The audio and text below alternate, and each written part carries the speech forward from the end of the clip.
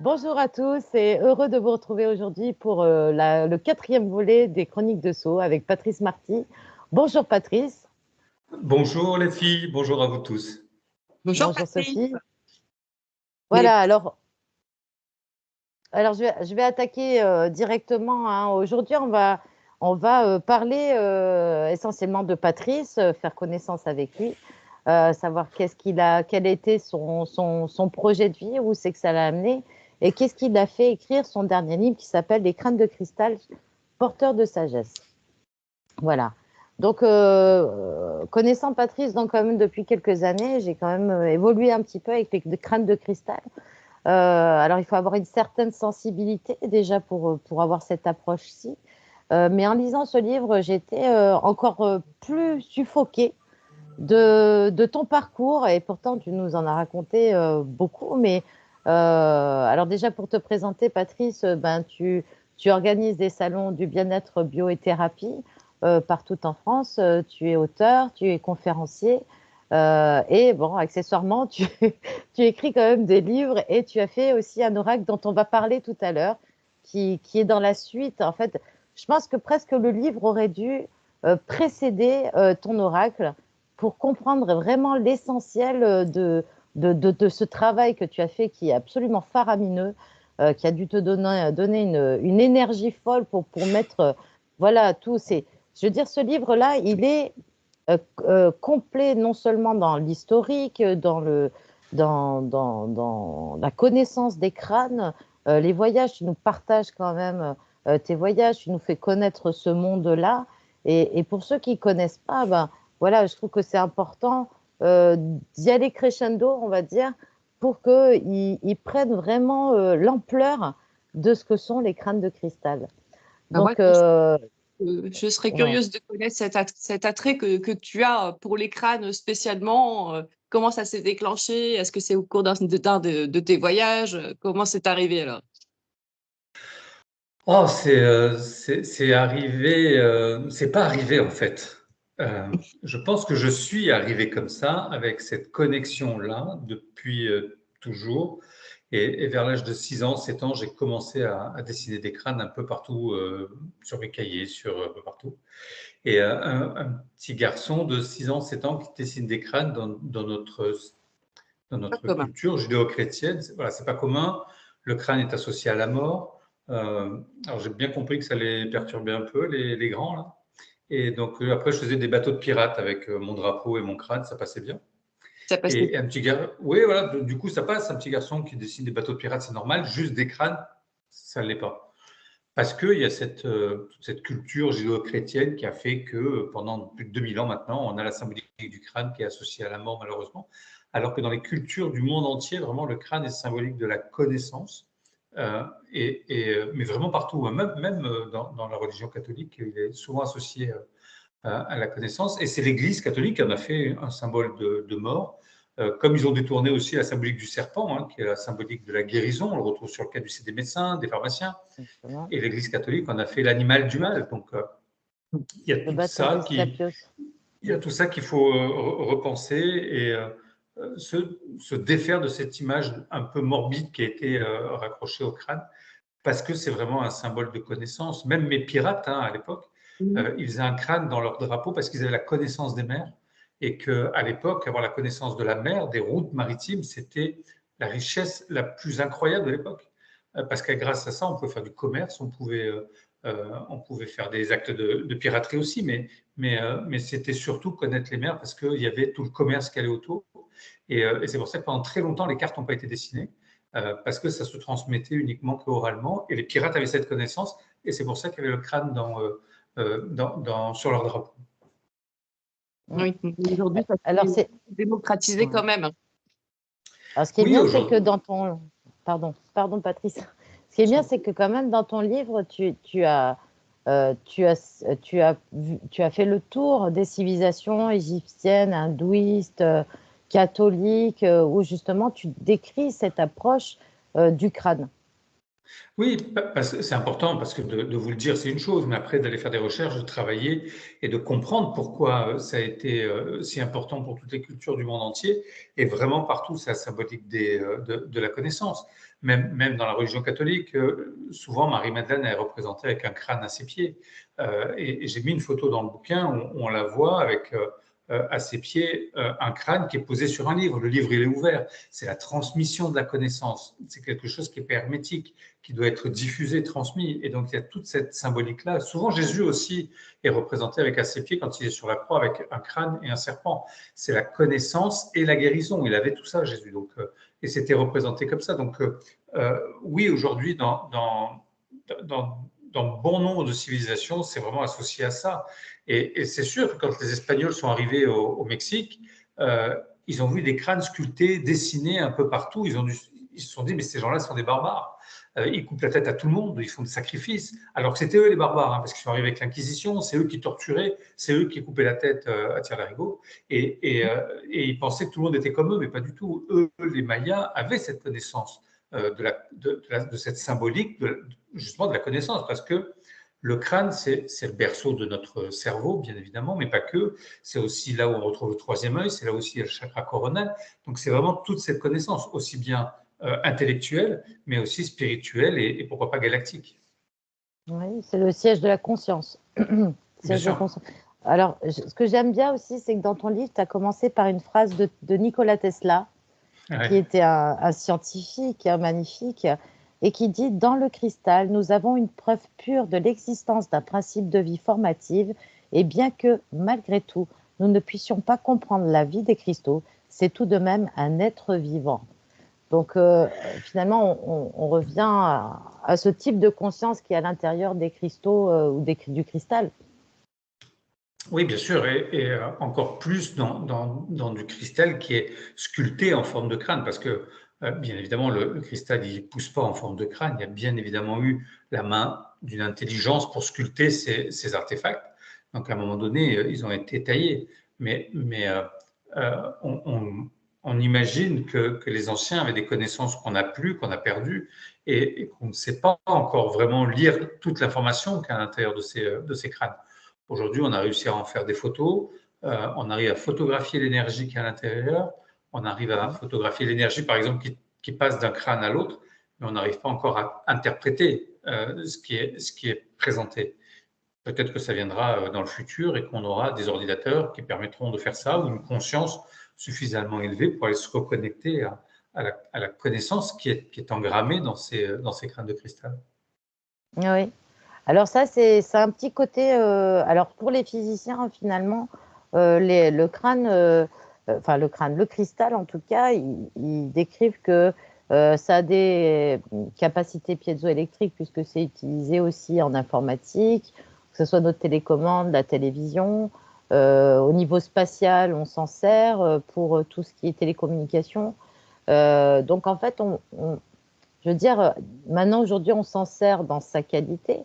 Alors, pourquoi, alors, sachant qu'il y a une fréquence, alors pourquoi, justement, on ne pourrait pas comprendre qu'il y a une conscience qui soit à l'intérieur, vivante, et qui puisse communiquer avec nous?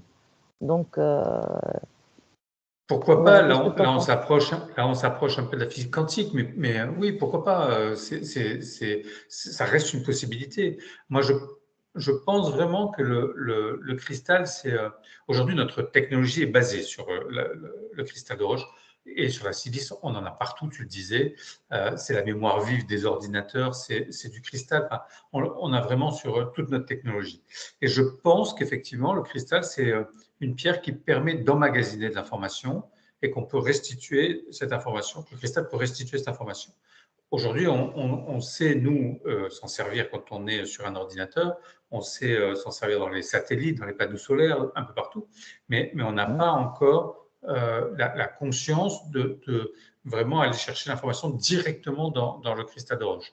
Euh, et la légende maya nous ramène à ça, puisque la légende dit qu'au début, il existait 12 mondes et que chaque monde aurait mis toute sa connaissance à l'intérieur de ces crânes et que les crânes auraient été après ramenés sur la planète Terre, gardés en Atlantide. Enfin, il y a toute une légende autour de ça. Mais on voit bien déjà qu'il y a une connotation galactique avec ces crânes, puisqu'ils auraient été ramenés de 12 mondes euh, exogènes, puisque ce n'est pas de la Terre, et ils auraient été ramenés sur la Terre. Donc il y aurait toute une connaissance à l'intérieur de ces crânes qui nous est destinée, mais qu'on n'a pas encore la technologie ou la capacité de comprendre. Et d'ailleurs, on ne connaît pas l'origine exacte de ce cristal qui a taillé les crânes. Alors, le cristal, on ne peut pas dater le cristal, donc c'est compliqué de le dater. Certains crânes, ils ont des hypothèses d'où le cristal pourrait éventuellement venir. Mais le gros problème avec ces crânes, c'est qu'ils sont taillés d'une façon qui dérange les sculpteurs aujourd'hui parce qu'on ne peut pas le faire.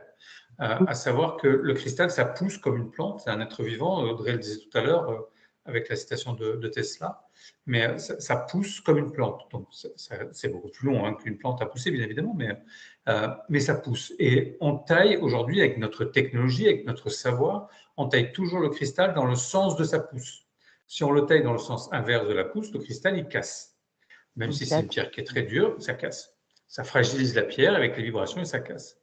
Et bon nombre de ces crânes anciens, ils ont été taillés sans tenir compte de l'axe de la pousse du cristal. Donc ça, aujourd'hui, on ne sait pas faire.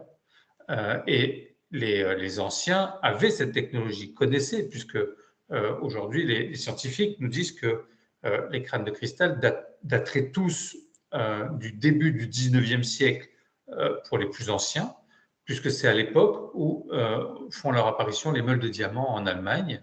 Et on ne peut pas tailler le cristal si on n'a pas une pierre plus dure que celle qu'on veut tailler. Plus dure que le cristal de roche, c'est le diamant. Et donc, on est obligé de tailler du cristal avec du diamant. Et les meules de diamant, pour tailler le cristal, ont été inventées en Allemagne au début du 19e. Donc les scientifiques nous mettent tous les crânes anciens, pas plus vieux que le 19e, en disant c'est une supercherie, c'est une escroquerie, ils n'ont jamais été plus vieux que ça. Parce qu'à l'époque, on ne savait pas tailler le cristal sans ces meules de diamant. Sauf que, à travers toute la planète, je voyage beaucoup et dans beaucoup de musées, on retrouve des pièces en cristal de roche taillées bien avant le 19e siècle. Donc, on a retrouvé des vases, on a retrouvé de l'époque égyptienne, de 4000 ans, on a retrouvé la première lentille optique, elle a plus de 2000 ans, c'est du cristal de roche. Il y a plein d'objets en cristal, et quand je vous dis sculpter, ce n'est pas juste des sculptures par percussion. Percussion, on prend deux pierres de la même espèce, on tape dessus, c'est comme ça qu'ils faisaient les pointes de silex, les pointes de flèche, les pointes avec de l'obsidienne aussi. Et là, non, je vous parle de pièces qui sont sculptées, polies, avec une technologie qui, normalement, n'existait pas avant le 19e siècle. Et alors on a plein d'objets comme ça à travers les musées. Quand c'est des objets, des vases, des statuettes de jaguar, de puma ou d'Héraclès, ça pose aucun problème. Dès que c'est des crânes de cristal, 19e, ils ne veulent pas en entendre parler. Alors justement, pour appuyer tes dires, j'aimerais bien que tu nous parles des tests Hewlett-Packard qui ont été faits sur le crâne de Michel Hedges, qui s'appelle Einstein. Alors, c'est le crâne de Michel Hedges qui a été analysé par Hewlett-Packard, et ce n'est pas le crâne Einstein, c'est bien celui de Michel Hedges. C'est le crâne de l'explorateur qui s'appelait Frédéric Michel Hedges. C'est lui qui a trouvé ce crâne sur la cité de Lubangtu Mobilize. Et effectivement, dans les années 70, Hewlett-Packard fait des tests sur ce crâne pendant plus de 6 mois parce que c'est un crâne qui est vraiment exceptionnel, d'une transparence incroyable. Il est fait en 2 morceaux avec une mâchoire qui est totalement amovible, comme nous, pour les êtres humains. Et il est vraiment d'une pureté incroyable au niveau du cristal. Et Hewlett-Packard, à l'époque, c'est le plus gros constructeur d'ordinateurs. Et ils ont un département de cristallographie qui étudie le cristal, puisque, comme je vous le disais tout à l'heure, c'est la mémoire vive des ordinateurs. Et donc, pendant plus de 6 mois, ils vont faire des tests sur ce crâne. Et au bout de 6 mois, ils vont rendre leurs conclusions. Un des scientifiques, d'ailleurs, a dit c'est un objet qui ne devrait pas exister, parce qu'aujourd'hui, encore une fois, il y a beaucoup de technologies dont il est question pour pouvoir fabriquer un crâne comme celui-là. Et pas uniquement des meules de diamant, vous l'aurez compris. C'est un crâne qui est incroyable. Il est taillé dans un cristal optique. Le cristal optique, c'est un cristal qui est extrêmement rare et qui coûte extrêmement cher. Si aujourd'hui, quelqu'un trouve un morceau de cristal optique sur Terre, il n'est jamais sculpté, aucun sculpteur ne mettrait un coup de meule de diamant, de quoi que ce soit dedans, c'est tellement rare qu'il est vendu aux enchères, ça vaut des millions. Et là, ce crâne de Michel Hedges est taillé dans ce type de quartz, qui est un cristal très particulier parce que très clair et très transparent. Ensuite, ils se sont aperçus que le crâne avait été taillé sans suivre, encore une fois, l'axe de pouce du cristal, mais dans le sens inverse, ce qui fragiliserait encore plus la taille de ce crâne. On sait que la partie inférieure et supérieure ont été taillées dans le même bloc de quartz optique, et ce qui rend la chose encore plus dingue, c'est cette qualité du cristal qui est vraiment particulière. Quand on met de la lumière derrière le crâne, elle ressort par les yeux. Ça a brûlé d'ailleurs ce qu'il y avait en face quand ils ont fait des tests avec des lasers. Donc pour faire ça, c'est pas juste faire ça avec un sculpteur. Ça veut dire qu'il faut de la technologie, il faut des ordinateurs, il faut des choses comme ça. On ne fait pas quelque chose de cette précision-là juste à main levée, c'est impossible. L'être humain en est incapable. Et c'est pour ça qu'un des scientifiques a dit que ça ne devrait pas exister, parce qu'on ne peut pas faire un crâne comme ça. Alors ils ont, dans les années 90, le musée de Washington a voulu refaire une copie de ce crâne pour démontrer qu'il était possible de faire un crâne comme celui-là. Donc effectivement, ils ont fait une copie quasi identique, c'est un Chinois qui a fait ça, qui est très très belle, la copie est magnifique, sauf que c'est pas du cristal optique, et sauf que il n'a pas été taillé dans le sens inverse de la pousse du cristal, il a été taillé en respectant l'axe de pouce du cristal. Donc c'est pas une copie, c'est pas vrai, ils n'ont pas pu faire la même chose, parce que c'est impossible. C'est comme les pyramides d'Égypte aujourd'hui, on sait tailler des briques, on est incapable de refaire la pyramide de Khéops par exemple. Donc voilà, ça leur pose vraiment un souci, cette histoire de crâne de cristal. Ils nous disent qu'ils ont retrouvé des traces de machines sur les modernes, qu'ils appellent modernes parce que c'est des machines que nous, on a fait depuis le début du 19e siècle. Mais peut-être que ces machines, elles existaient bien avant le 19e siècle, puisqu'on a pléthore d'objets taillés avec une finesse. Mais je vous assure, il y a des choses qui sont sculptées en cristal de roche, qui sont magnifiques. On parle de polymiroir, on parle de choses vraiment faites avec une précision au micron. Donc voilà, c'est pas juste en tapant des pierres dessus qu'on peut faire ça. Il faut de la connaissance, il faut de la technologie, il faut des outils. Ouais, il fallait déjà avoir le réflexe, ne serait-ce pour les polir, d'utiliser du sable, de l'eau, enfin tout ce qui s'ensuit aussi. Donc il y avait Pour ça, il aurait fallu plus de 300 ans pour polir la partie arrondie du crâne, par exemple. Donc c'est l'hypothèse qu'ils en ont, en polissant avec de l'eau du sable pendant plus de 300 ans, 24 heures sur 24, 7 jours sur 7, 365 jours par an. Et juste, c'est un truc qui n'est pas possible. Et même s'ils arrivaient à polir la partie supérieure du crâne arrondi, ça n'expliquerait pas comment ils ont séparé les deux morceaux, comment ils ont fait l'intérieur des dents, le nez, les yeux.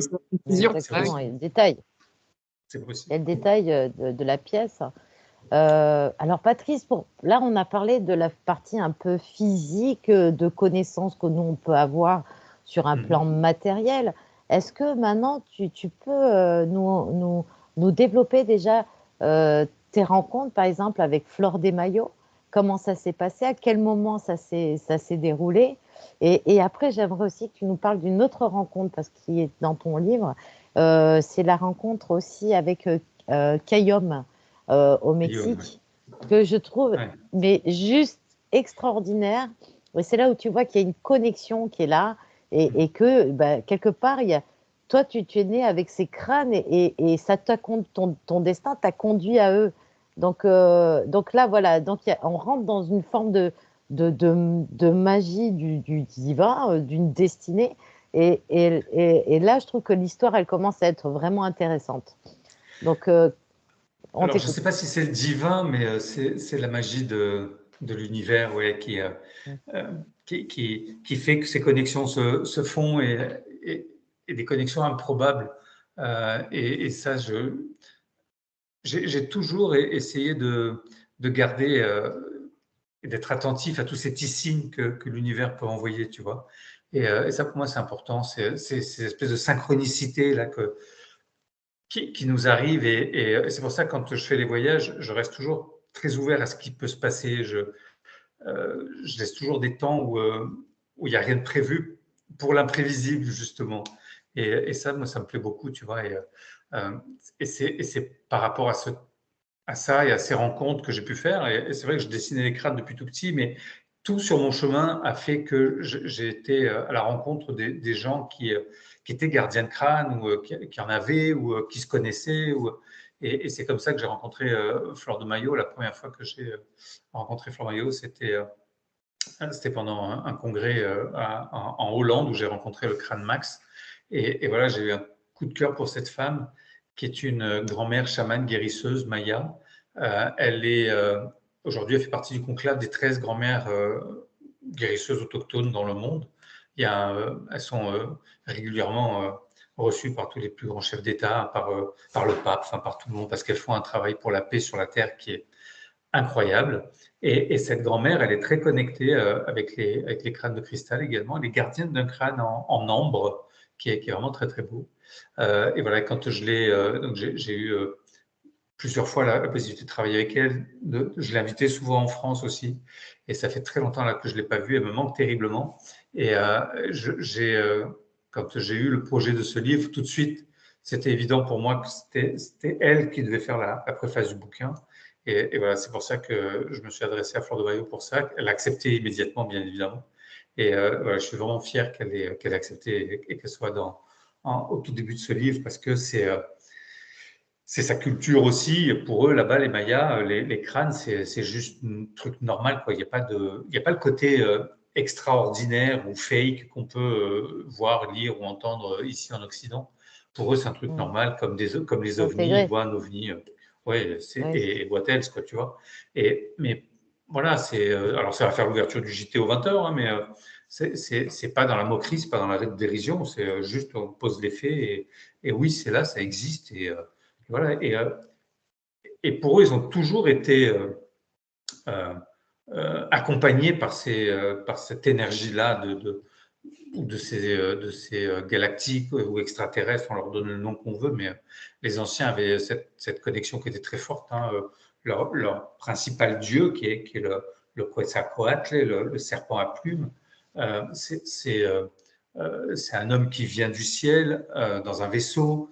Il est grand, il est barbu, il est roux, et il leur amène une culture, il leur amène le maïs, il leur amène plein de choses, la culture de l'agave, enfin voilà, il les éduque à plein de choses. Et ces personnages qui arrivent du ciel, on l'a au Mexique, on le retrouve en Mésopotamie, on le retrouve au Pérou avec Viracocha, et idem, c'est un monsieur grand, barbu, roux, qui va leur amener aussi des éléments de culture. Donc voilà, tout ça, c'est pour eux quelque chose de normal de vivre avec ce côté que moi je trouve magique, mais pour eux, c'est leur quotidien, c'est normal. Donc nous, de loin, c'est vrai qu'on trouve ça un peu exotique, mais pour eux, c'est juste leur normalité. Et les crânes de cristal, ils sont pas si oui, ils sont totalement intégrés là-bas, il n'y a pas de souci, mais une fois, quand j'étais en contact avec un monsieur qui s'appelle Rémi Mossan, il a une émission de télé au Mexique et qui est extrêmement connue là-bas, sur tous ces phénomènes-là un peu bizarres, les ovnis, tout ça. Et un jour, il y a des ouvriers qui l'appellent en lui disant, Monsieur Mossan, on est en train de creuser une route là, et quand on a creusé, il y a un crâne qui a dévalé la pente, et c'était un gros crâne en quartz rose. Et donc, il dit, on ne sait pas comment faire, nous, on vous connaît, on vous voit à la télé toutes les semaines, donc on vous l'amène. Donc, ils lui ont amené le crâne. Et lui, en tant que bon Mexicain, il a voulu rendre le crâne au musée d'anthropologie. Et là, le conservateur lui a dit, écoute, garde-le, parce que sinon, il va finir dans les caves d'un musée, ou peut-être qu'il disparaîtra un jour ou l'autre. Donc, on sait qu'il vaut mieux qu'il soit avec toi, et garde-le. Et donc, il est le gardien de ce crâne aujourd'hui. Donc, c'est quelque chose qui est, pour eux, à peu près normal quand même. Mais pour nous, c'est vrai que vu de loin, ça peut paraître un peu exotique, mais c'est pour ça que j'adore aller là-bas au Mexique, au Pérou. Là, au mois d'avril, on organise un voyage pour aller au Pérou, justement, où je travaille avec un chaman là-bas qui est juste génial. Et on travaille avec les crânes, parce que à chaque fois que je vais dans un voyage, j'ai toujours mon gros crâne en cristal qui s'appelle Sirius qui me suit dans tous mes voyages. Et voilà, ça nous fait vivre des aventures incroyables. Ah ouais, ça ne m'étonne pas. Moi, je suis fascinée par ce que tu racontes, hein. Et en plus, bon, alors, il faut rappeler aussi que tu fais ce qu'on appelle des voyages initiatiques pour aller découvrir aussi la culture, aller plus à fond, vivre une histoire avec soi quelque part, parce que quand on part comme ça dans des cultures différentes, on grandit forcément, on s'éveille à d'autres choses. Et ça fait partie un peu de ce travail de vivre les choses plutôt que de les lire ou d'être juste là à écouter des témoignages. C'est aussi bien de vivre ces expériences. Et là, tu vois, C'est indispensable. ouais, pardon. Oui, oui, Non, on va. C'est clair que c'est indispensable. Et c'est bien parce que toi, ça fait combien d'années que tu fais ça maintenant, Patrice? les voyages, ça fait plus de 20 ans que j'ai commencé les voyages. Donc, j'ai commencé le tout premier, c'était en 2003 ou 2004, quelque chose comme ça. Mhm. Parce que c'est à un moment donné, j'ai aussi besoin, mais ça c'est propre à moi, j'ai besoin d'aller me confronter à la réalité du terrain, tu vois, j'ai besoin Mhm. d'être sur place, de sentir les odeurs, de parler avec les gens, de les voir, de rencontrer, on discute, on mange la même nourriture, on est en décalage horaire, on est un peu fracassé, mais c'est pas grave, on y va quand même. Mais et c'est pas toujours facile. Il y a de l'altitude, on n'a pas forcément l'habitude, donc ça nous Mhm. sort aussi beaucoup de notre zone de confort aussi, tu vois. On mange une cuisine qui n'est pas forcément la nôtre, on entend parler une langue qu'on ne connaît pas forcément. Et donc voilà, donc on sort dans notre zone de confort, donc ça nous ramène à soi aussi, comme tu disais. C'est aussi un voyage vers soi, les voyages initiatiques. C'est un voyage vers le groupe, puisqu'on part généralement, j'emmène des groupes avec moi. Donc c'est un voyage vers le groupe, aussi vers l'autre, mais c'est aussi avant tout, enfin surtout un travail sur soi et pour soi, parce que quand on va sur ces lieux, là, quand je vais au Pérou, si quelqu'un vient avec moi, c'est qu'il a des liens déjà avec le pays. C'est pas, on n'y va pas par hasard. C'est parce qu'on Mhm. va reconnecter une énergie. Quand on est au Machu Picchu, les gens qui sont là, c'est parce qu'ils doivent vivre des choses là ou récupérer des mémoires aussi pour pouvoir nous, même si ça se fait inconsciemment. Mais je pense que c'est une richesse qui nous nourrit et qui nous permet aussi de mieux appréhender notre vie au quotidien et de s'enrichir de tout ça. Et pour moi, c'est la plus grande expérience, c'est ça, c'est vivre les choses. Si c'est juste bouquiner, c'est bien. Si c'est Internet, pour moi, c'est important parce que ça me permet de faire beaucoup de recherches en amont.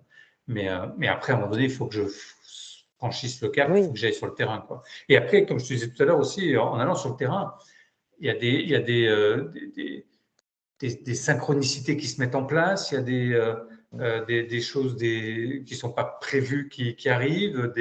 Voilà, et c'est tout ça aussi, moi, que j'adore, parce que j'accueille tout ça avec beaucoup de joie à chaque fois et, euh, et avec ce regard toujours de mon enfant intérieur qui est toujours émerveillé de voir les synchronicités se mettre en place. Je trouve ça juste magique, Mhm. quoi. Oui, bah alors là, justement, tu fais une très belle transition pour nous parler de ce voyage au Mexique que tu as eu avec cette rencontre assez incroyable avec Avec ce fameux Cayoum. Caillaume. Ouais, Cayoum. Alors, Cayoum, euh, premier voyage que je fais au Mexique. On a tout un circuit qui est prévu et quand on arrive sur le site de Palenque, euh, je me balade avec mon crâne à l'époque, c'était en 2004 ou 2005, et c'est interdit de faire des cérémonies là-bas sur les sites, donc je le cachais, je l'avais contre moi, je mettais une casquette dessus pour pas trop on le voit, et parce que je voulais vraiment me refaire des reconnexions là-bas. Il y a un temple des crânes, enfin, il y a plein de choses. C'est aussi le site de Palenque, c'est là où il y a la tombe de Pacal, le dieu Pacal, qui est très particulier pour moi et avec qui j'ai une connexion incroyable. Et, euh, je me balade sur Palenque et la première fois, ma guide me dit, mais ça fait combien de fois que tu viens à Palenque? Je dis, écoute, c'est la première fois.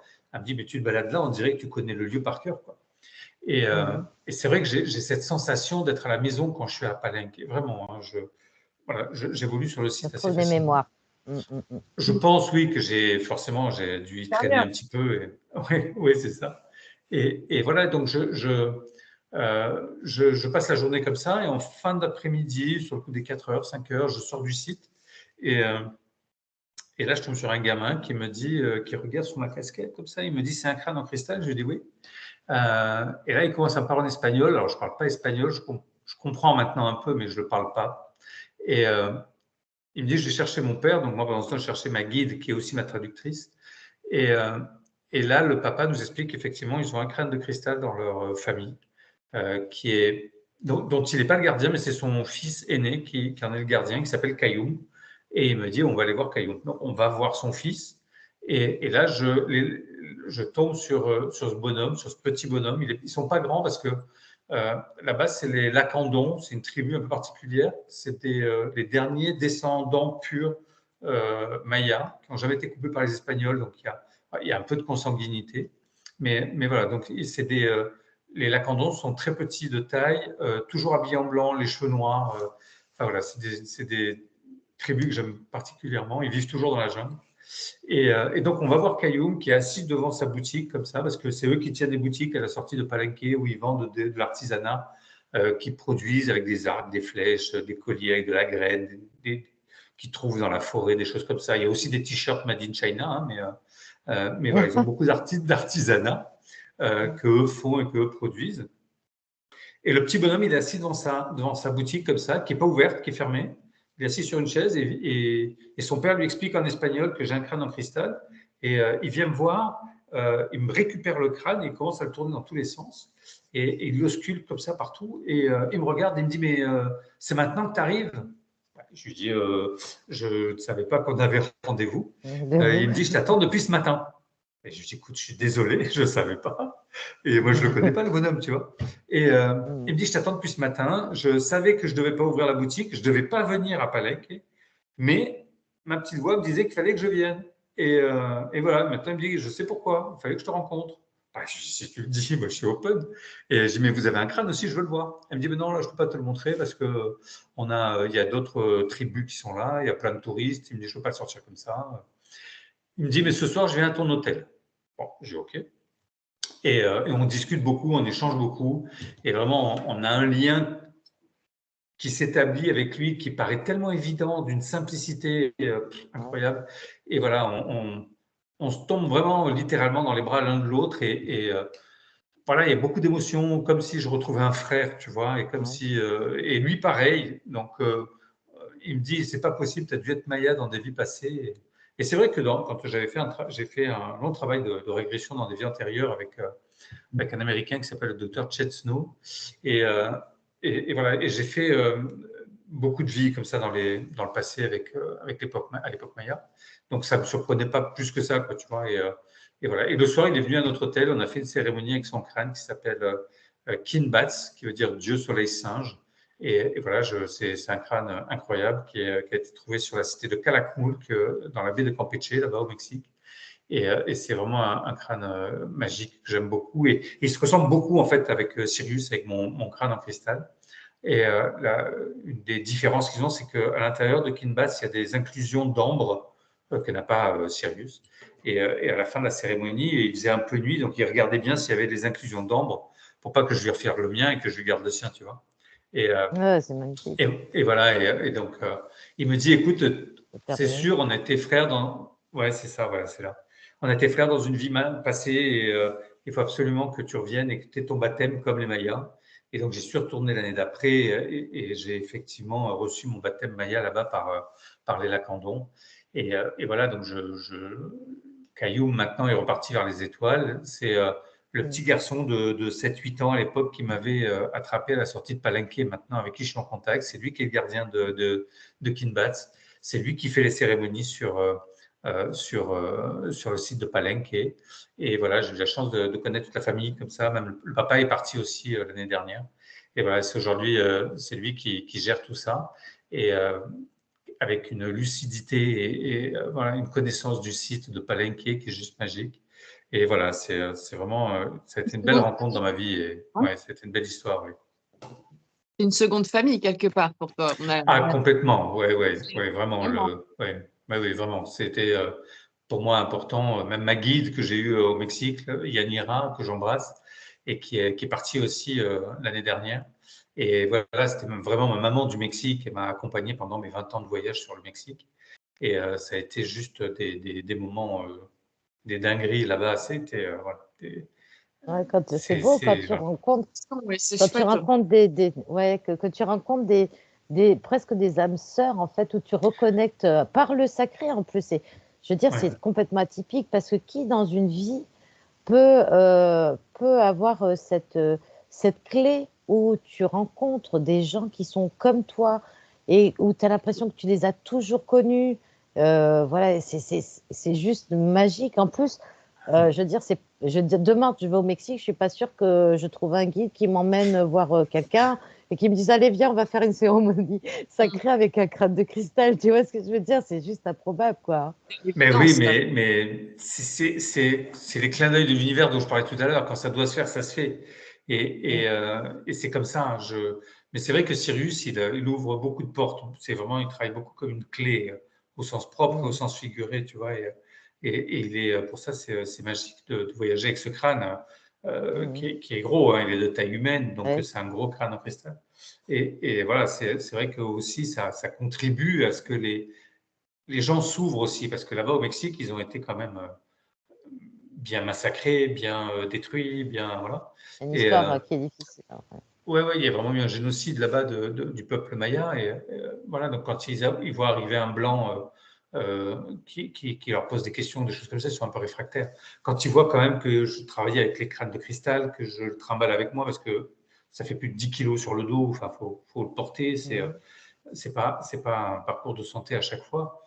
Mais voilà, quand ils voient qu'on travaille au niveau énergétique, qu'on a cette ouverture-là, bon, bah, ils sont plus enclins. Et puis, la Ouais. première fois, il se passe ça. La deuxième fois, j'ai mon baptême maya. La troisième fois, je monte sur la pyramide de Chichen Itza, qui est interdite aujourd'hui, on ne peut plus y monter.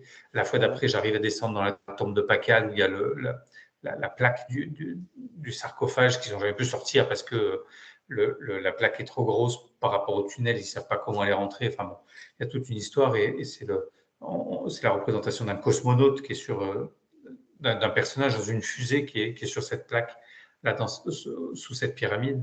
Donc voilà, donc il y a plein de choses et il y a des synchronicités qui se mettent en place comme ça et ça ouvre des portes pour pouvoir vivre tout ça et c'est vrai que c'est de la magie. Moi, je me Mm. régale. J'ai vécu tellement de choses dans cette vie. Mm. Voilà, c'est de la magie.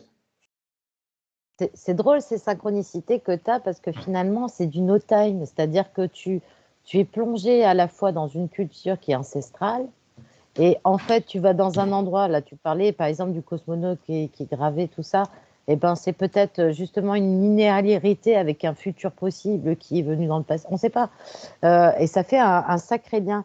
Et dans ton livre aussi, tu nous parles donc de la conscience des crânes que tous, ils ont une personnalité, etc., que chaque crâne a un gardien et que chacun va apporter quelque chose dans un cheminement de guérison, de développement personnel, tout ça.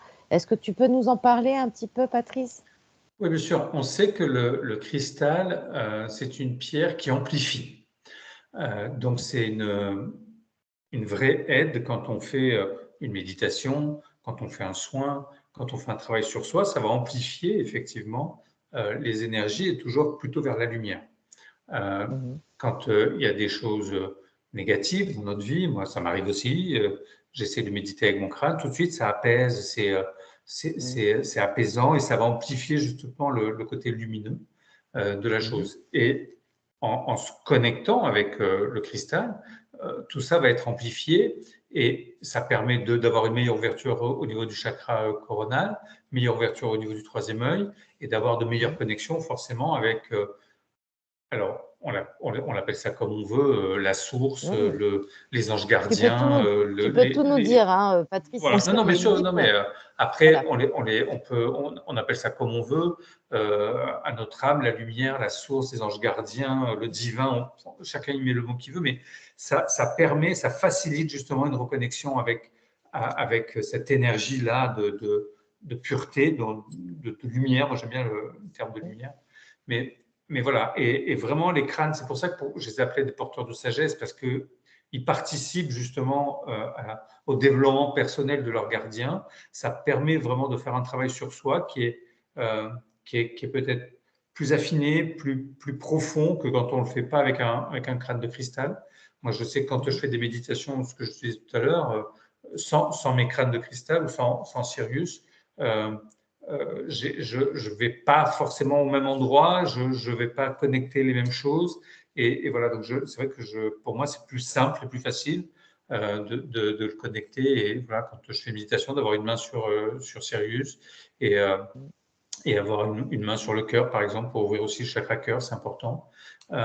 Et voilà, donc dès qu'on arrive lâcher prise et à se reconnecter à qui on est vraiment, ça permet de se retrouver aussi soi sur notre chemin. Et je pense aussi que Oui. c'est pour ça que j'arrive à avoir aussi toutes ces connexions-là, parce que je suis attentif à tout ça, parce Oui. que l'énergie cristalline aussi met des choses en place pour que ça soit sur mon chemin, parce que j'ai cette réhabilitation, j'ai l'impression que je dois faire autour des crânes de cristal. Moi, j'ai rencontré mon premier crâne en cristal, c'était en 2003 ou 2004, un crâne ancien, Max, donc c'était en Hollande. C'est là où j'ai rencontré Fleur de Maillot. Euh, et à partir de 2004-2005, j'ai commencé à organiser le Festival des crânes de cristal en France. Et avant ça, en France, personne ne parlait des crânes de cristal. Moi, j'avais voulu en acheter un, je n'ai pas trouvé. C'est un pote qui était parti au Brésil qui me l'avait ramené, parce qu'en France, on n'en trouvait pas. Des articles sur Ouais. les crânes de cristal, il n'y en avait pas. Donc, moi, Ouais. j'ai réamené ou réintroduit l'énergie des crânes de cristal en France à travers ce festival, où je faisais venir justement des crânes anciens d'un peu partout sur la planète. Et on a passé des moments de folie là-bas. C'était juste que de la magie, de l'amour, de la lumière, de la joie. C'était C'est vrai que des moments uniques. Tu étais là, comme tu peux en témoigner, mais et voilà, donc j'ai l'impression que j'ai réintroduit l'énergie des crânes de cristal en France. Aujourd'hui, je fais ce bouquin parce que j'avais besoin aussi de tout ce temps. Tout à l'heure, tu me disais qu'il était arrivé après attends, l'oracle, mais j'avais besoin de tout ce temps aussi pour pouvoir vivre tout ça et de comprendre plein de choses aussi. Et c'est sûr qu'il n'a pas la même saveur aujourd'hui que si je l'avais fait il y a 10 ans, parce que voilà, l'expérience n'aurait pas été la les même. gens n'étaient pas prêts. Peut-être aussi, je ne sais Déjà, pas ça, mais regarde, Mm. mais même quand tu l'as fait en 2005, moi je me souviens, nous, enfin, je veux dire, en France, on a une culture catholique. Donc, amener à un process comme les crânes de cristal en France, déjà, il faut une forme d'accoutumance de la pensée, parce qu'on n'est pas forcément forgé pour accueillir une culture qui est différente, à moins que tu sois hyper ouvert, que tu voyages, que tu as vécu à l'étranger. Mais nous, en France, on a tendance à être sur des bases très catholiques, etc. Alors, pour, pour, euh, pour aller dans ce domaine-là, moi, j'étais fascinée par les crânes de cristal et pour ça, Dieu sait que tu sais que j'étais pas forcément en lithothérapie à l'époque. Et par contre, il y a un truc qui m'a. Alors, ça va faire une autre transition. Il y a quelque chose qui m'a interpellée. Parce que dans ton livre, tu parles aussi des squelettes. oui. Et des squelettes, un de jade et un de cristal. Alors, évidemment, après, on se dit où est la tête. Pour un, je pense qu'il est complet. C'est alors, attends que je retrouve le nom. Amaru Muru, c'est ça? Ouais, alors Amaramuru, c'était Et le Amaramuru. dernier prêtre Atlante, un des derniers prêtres Atlante, c'était son nom Amaramuru. Et au moment où il est décédé, la légende dit que son corps se serait transformé en cristal. Mhm. Et c'est des parties de ce cristal, effectivement, qui sont en photo dans le livre. Des Oui. parties de ce squelette, parce qu'il y a le crâne en cristal qui est retrouvé, et des parties du Ouais. squelette. Il y a une main, un fémur, voilà, il y a le Ça rappelle cœur un peu les aussi, et plein de reliques, choses. les reliques catholiques, tu sais, un Absolument. bout d'œil, un bout d'os, Tout du à fait. doigt, du machin, Oui. Ouais. et donc finalement ils font pareil, hein. C'est-à-dire que avec On le n'a rien inventé, cristal, hein. voilà, c'est ça, on emmène un bout de cette conscience avec nous, et c'est assez. Et parle-nous aussi ça, je sais pas ce qu'on se dit, Ascara, c'est ça? Ascara, c'est un Ça crâne, fait penser un au soleil. squelette. Ouais. Ascara, c'est un petit squelette en jade qui vient de Mongolie, que j'aime vraiment beaucoup, que j'ai eu la chance de recevoir pendant le Festival des crânes en 2007. Et vraiment, c'était un joli, en 2009, c'est un joli squelette en jade. Et la dame qui en est la gardienne habite en Angleterre, donc j'ai eu aussi l'occasion de le revoir quand j'allais en Angleterre dans les Crop Circle. Et on faisait des soirées avec elle, avec le squelette Ascara, qui est pas très grand, qui est de couleur verte, puisqu'il est en jade. Mhm. Et là, Ah, il a un crâne allongé avec des gros yeux, et ça reprend toute une symbolique, une iconographie qu'on retrouve un peu partout à travers la planète de ces petits personnages aux grands yeux, certains de couleur verte. Et donc ça, on les voit un peu partout. Et ce qui est intéressant aussi sur Ascara, c'est qu'il a des symboles chamaniques sur le crâne, sur le troisième œil, sur tous les sous-chakras. Oui, C'est un crâne, un squelette que j'aime beaucoup. Oui. oui. Alors c'est étonnant parce que tu disais que c'était fait dans un seul bloc. On revient encore Ouais. à cette impossibilité pour nous aujourd'hui, peut-être de tailler comme ça la roche, hein, parce que le jade, ça reste quand même une pierre dure. Et pareil, tu vois, tout à l'heure, tu parlais de taille, de grandeur, etc.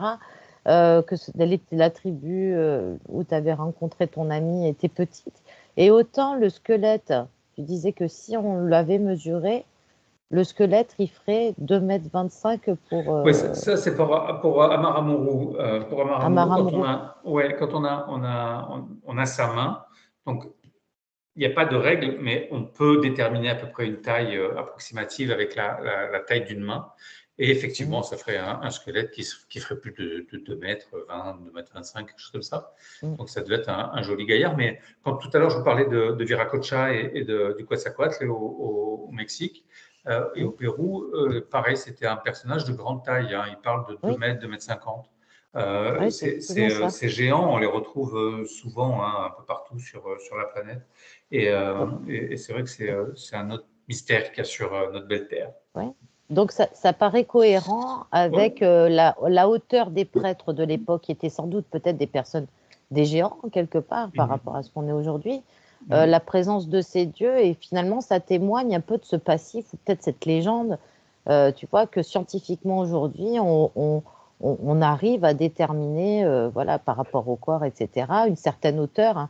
Donc Bien sûr. voilà, il y a encore un mystère à résoudre, hein, voilà, et je Mais trouve ça super il intéressant.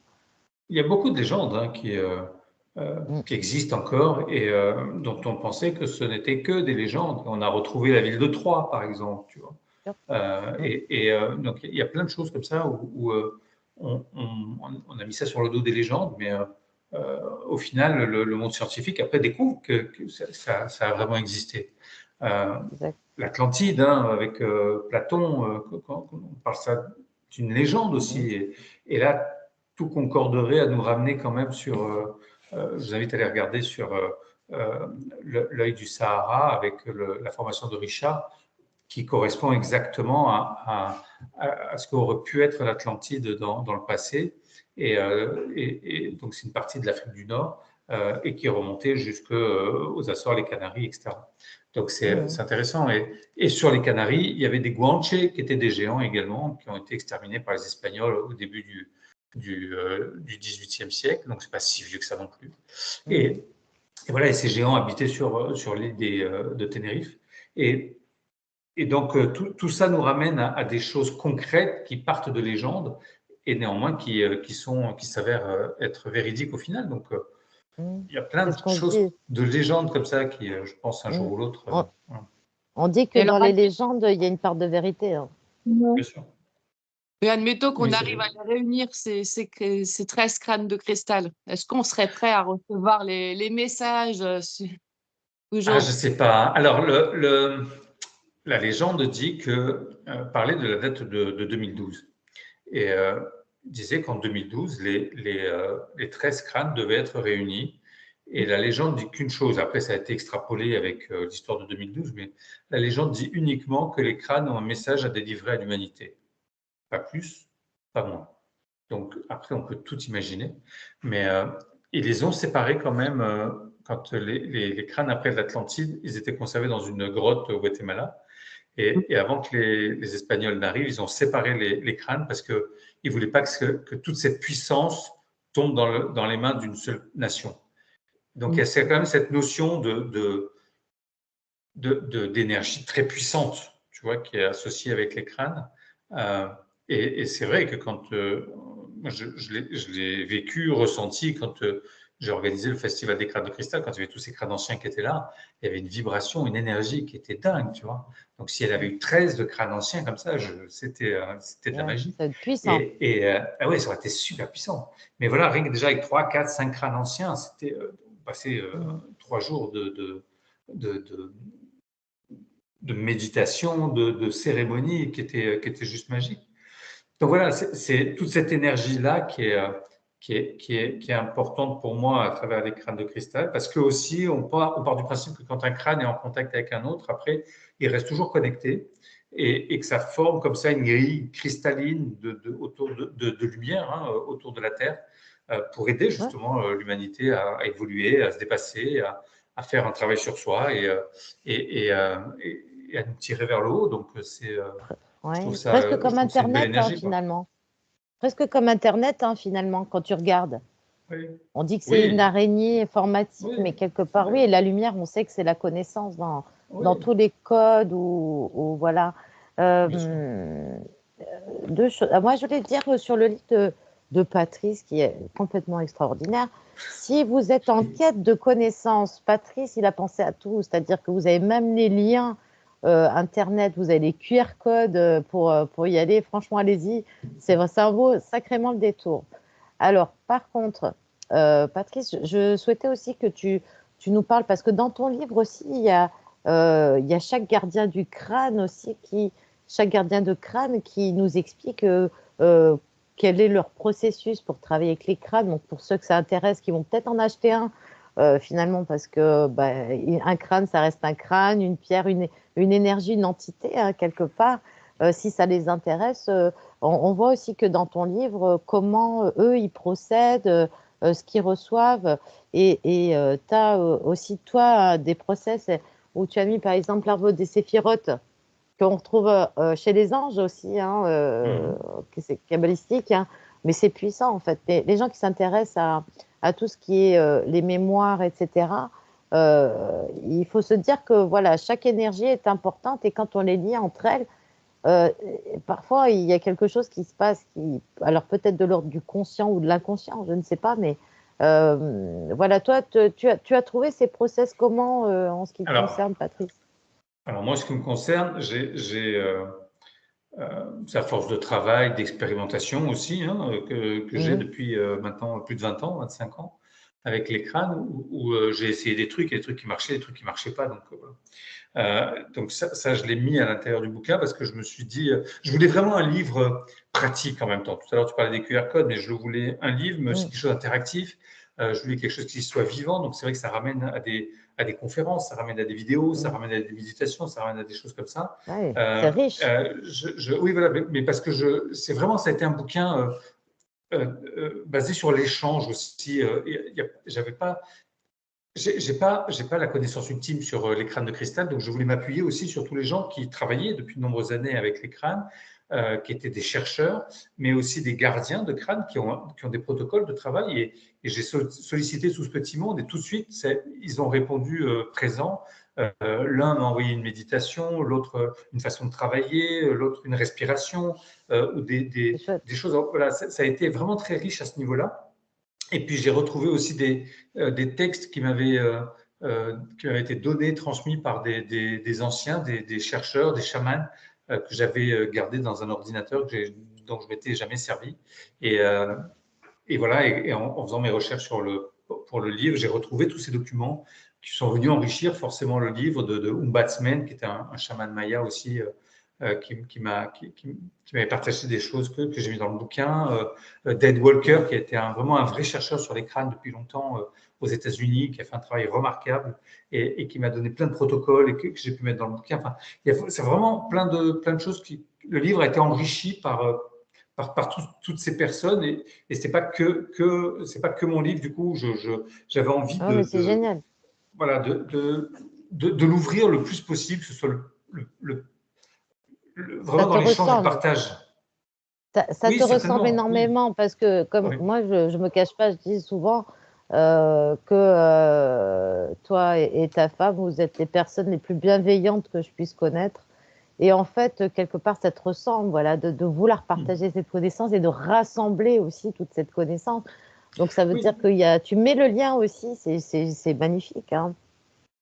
Oui, oui, pour moi c'est important. Et puis je voulais aussi quelque chose de pratique que si quelqu'un n'a jamais travaillé avec un crâne de cristal, ben, qu'il puisse, parce que souvent on me demande dans les conférences qu'est-ce que je dois faire, comment je dois faire. Donc voilà, j'ai voulu aussi transmettre ça, comment devenir gardien d'un crâne de cristal. comment ça se fait, pourquoi, et qu'est-ce qu'on fait quand on devient gardien d'un crâne. Si on le laisse sur une Oui, étagère à prendre la poussière, forcément, il ne se passera pas grand-chose. ça Donc, il y sert a à toute une rien. partie de protocole que je propose. Encore une fois, après, chacun est libre d'expérimenter. Et bien sûr, il faut le faire, il faut se faire sa propre expérience, c'est le plus important. Mais voilà, ça permet peut-être de gagner du temps, d'aller faire des Mm. choses plus faciles, de ne pas faire de bêtises. Il y a des pierres, par contre, par exemple, qui détestent être dans l'eau salée parce que ça va les abîmer. Bon, voilà, si ça vous Ouais. évite d'abîmer les pierres, c'est bien.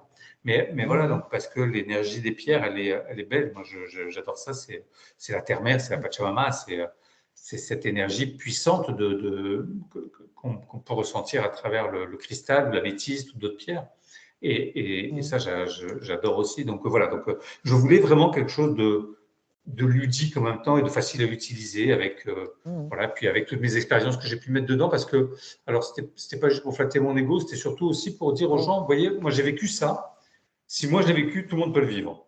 Donc, c'est ça. je ne suis pas quelqu'un de particulier, je suis quelqu'un de lambda qui est revenu avec peut-être cette mémoire des crânes, entre autres. Mm. Mais voilà, donc si vous avez une connexion avec les crânes, allez-y, faites des choses. Et c'est vrai que depuis 20 ans, enfin c'était il y a 20 ans quand j'ai lancé les premiers festivals, maintenant je vois qu'il y a plein de gens qui travaillent avec les crânes, il y a des gens qui proposent des stages, des formations, des choses comme ça. Donc voilà, je suis content d'avoir ouvert cette voie-là et que plein de personnes se sont engouffrées là-dedans. Moi, c'est vrai que je ne fais pas de formation ou Mhm. d'initiation pour travailler avec les crânes parce que pour l'instant, ce n'est pas mon chemin, mais peut-être que j'y viendrai un jour, j'en sais rien.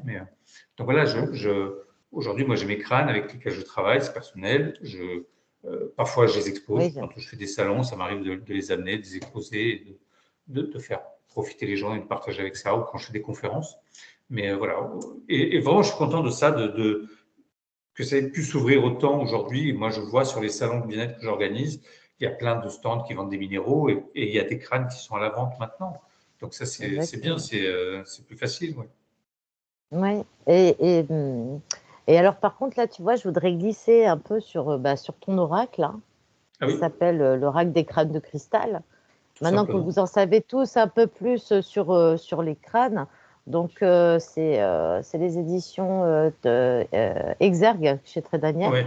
Donc voilà, donc les cartes sont là, hein, magnifiques avec doré tout ça.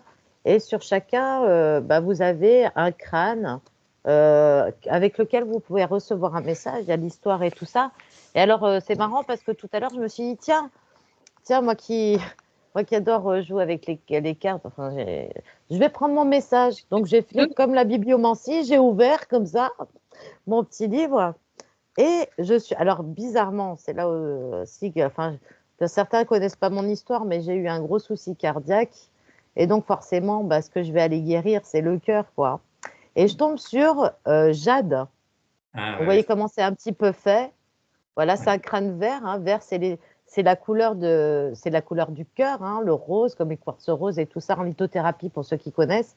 Et alors,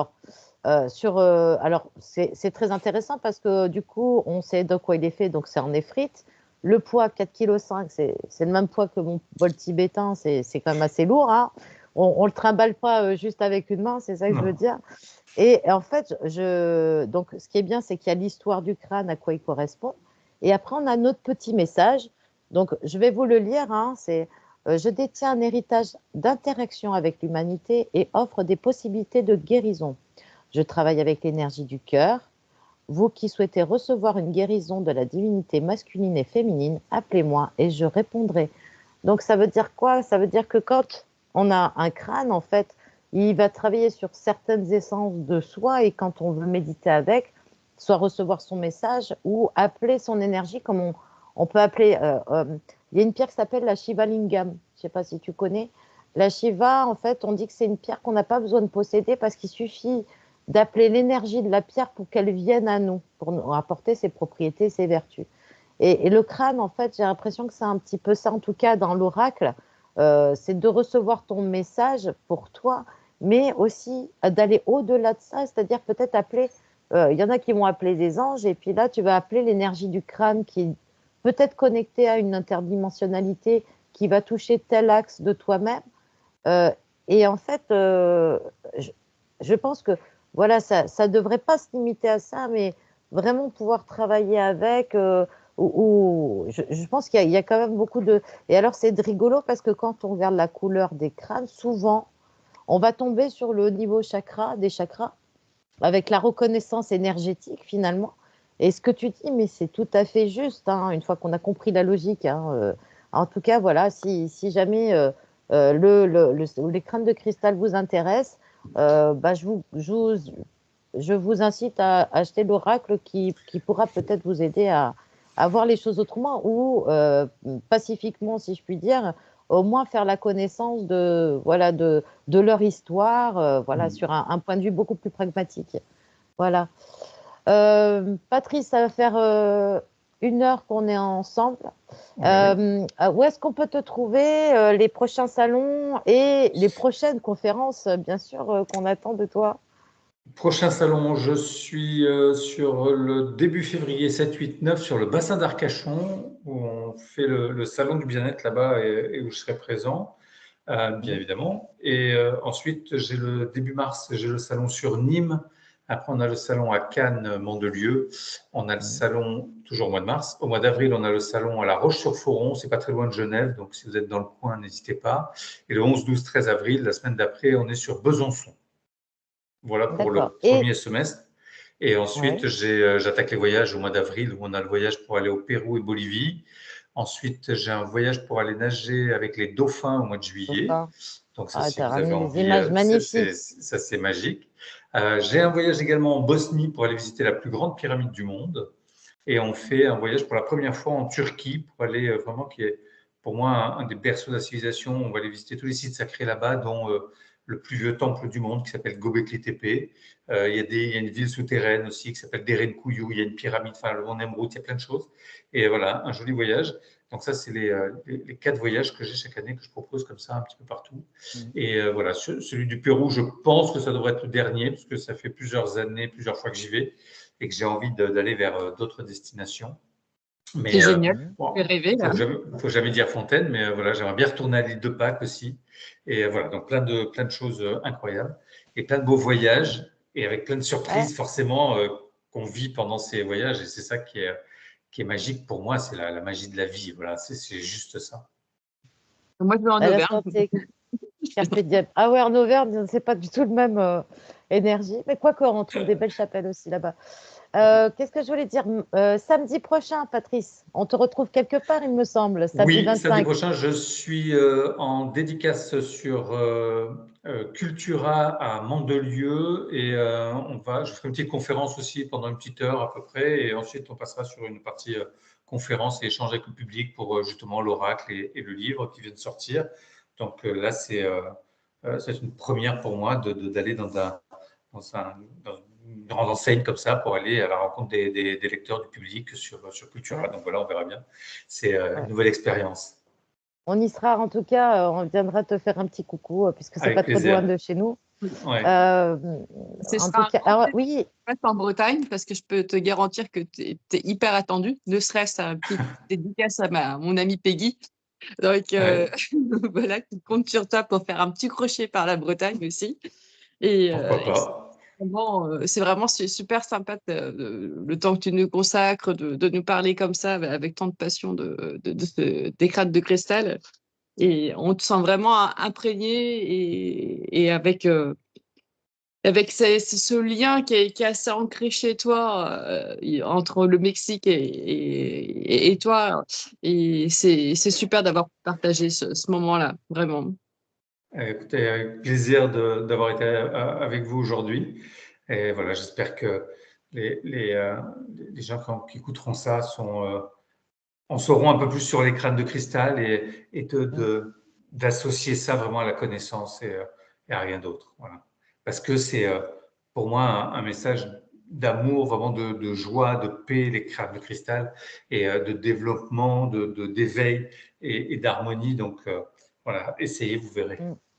et on en a tellement besoin aujourd'hui, Oui, c'est tellement vrai. besoin de calme, de douceur, voilà, Ouais. dans un monde un peu difficile dans lequel on se perd un peu. En tout cas, ah oui, je voulais dire, pour te joindre, Patrice, ou voir où sont tes salons, Tu as un site internet, il me semble. Il y a 2 sites. Pour les salons, le site c'est salonbienêtre.com. Il y a un S à la fin de salon parce que j'en ai plusieurs. Et après, pour tout le reste, tous les bouquins, l'oracle et les voyages, j'ai un site qui s'appelle savoirperdu.com. Tout en minuscule. Alors ça te représente bien en plus, hein, savoir perdu. Ouais. C'est drôle. Ouais. Voilà. En tout cas, merci à tous. Merci Patrice Merci à vous. de nous avoir accordé ce temps d'émission ensemble. J'espère qu'on aura encore d'autres sujets sur lesquels on pourra partager. Je vais laisser la main à notre chère amie Sophie et ensuite le dernier mot pour toi. Comme je viens de le souligner tout à l'heure, c'était vraiment c'est des échanges qui sont toujours quand tu le fais avec quelqu'un de passionné. Voilà, tu apprends plein de choses, tu continues toujours d'apprendre et c'est un sujet où il y a tellement d'interrogations où on pourrait en parler encore pendant 2-3 heures, voire même plus. Et finalement, voilà, j'espère que vous n'êtes pas un peu resté sur votre faim parce qu'il y a tellement à dire et que on sera forcément un plaisir. Enfin, moi, j'ai fait le petit test avec Audrey sur l'oracle, sur ton oracle, et je peux te dire que c'était vraiment le compas dans l'œil parce que ça me reflétait bien, ça me représentait bien. Donc, je pense que ça pourrait être aussi un chouette petit atelier à se faire avec les copines, cet oracle-là. Bien vu. Alors, vrai. c'est un oracle, c'est vraiment un oracle, c'est pas un oracle de divination, c'est pas un tarot, c'est vraiment je l'ai vraiment voulu comme un outil de développement personnel, un outil d'éveil. Et sur le site, on a rajouté des méditations qu'on peut faire avec l'oracle. Et j'ai rajouté aussi 8 protocoles thérapeutiques qu'on peut faire avec l'oracle et qu'il faut pouvoir expérimenter. Il y a des résultats qui sont pas mal. J'ai plein de retours de personnes ou de thérapeutes ou choses comme ça et qui sont super emballés. Donc, essayez. Donc, on peut te faire un retour après. Oui, bien sûr, avec plaisir. Il faut laisser les avis. Les petites étoiles, 5 étoiles partout surtout. Écoutez, merci à tous. Merci d'avoir participé avec nous à cette belle rencontre avec Patrice Marty. On vous retrouve très bientôt avec Sophie et on vous dit à très vite. Bye.